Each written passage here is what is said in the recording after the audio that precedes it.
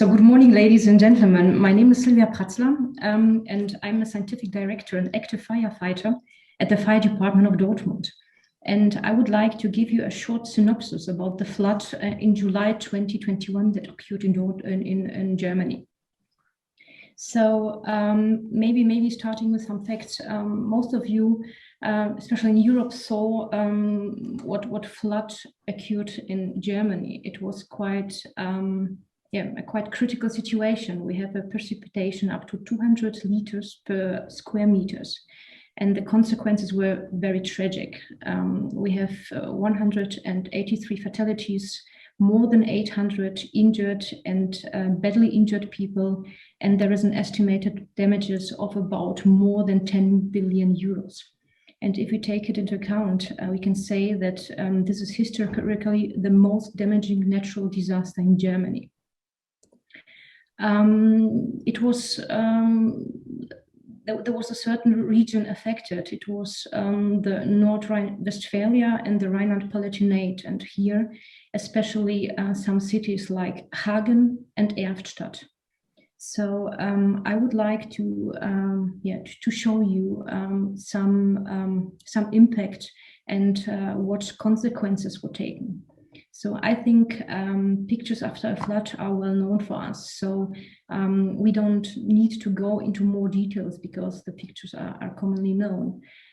What makes it more crucial and more critical is that in this situation, we should not forget the actual situation of the coronavirus. So it was an additional risk for the affected people as well as the rescue unit. And so when we were talking about the rescue units, we have a lot of units that were deployed. In the first instance, of course, the fire departments. I don't know how far you are familiar with the German system, but the German system, the main pillar of the civil protection are the volunteer firefighters. We have about more than 1 million volunteer firefighters in comparison to 34,000 career firefighters. The benefit of the volunteer firefighters is that they are fast, widely distributed, and readily available. So when we are talking about the flood in the summer this year, about 90% of the rescue units were volunteers.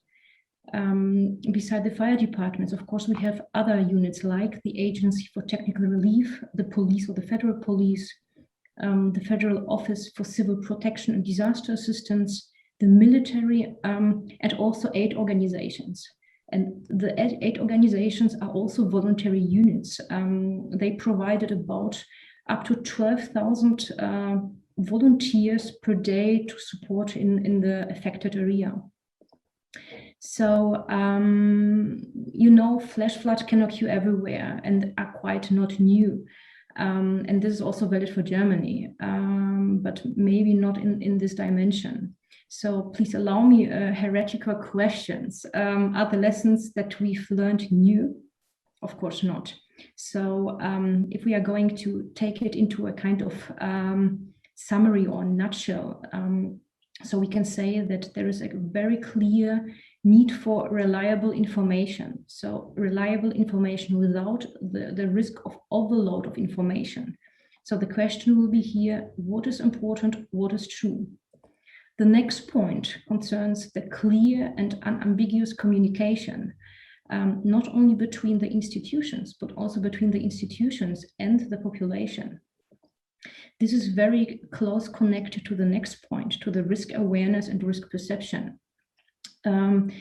So this concerns especially the population, because the question will be, is there an appropriate interpretation of, for example, warning, or is it not taken as risky as it is?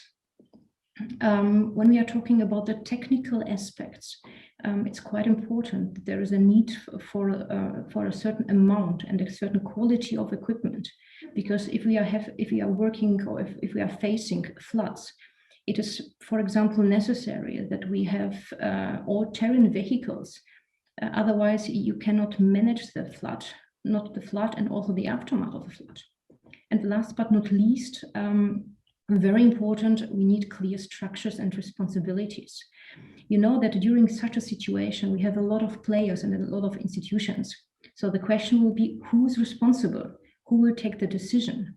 As we act on the local level, is the local level the right level? Do we need support from other levels? And we have to also to think more global or more superordinate. We need an adaptive and forward-looking spatial planning to prevent or to reduce the outcomes of flood, the negative outcomes.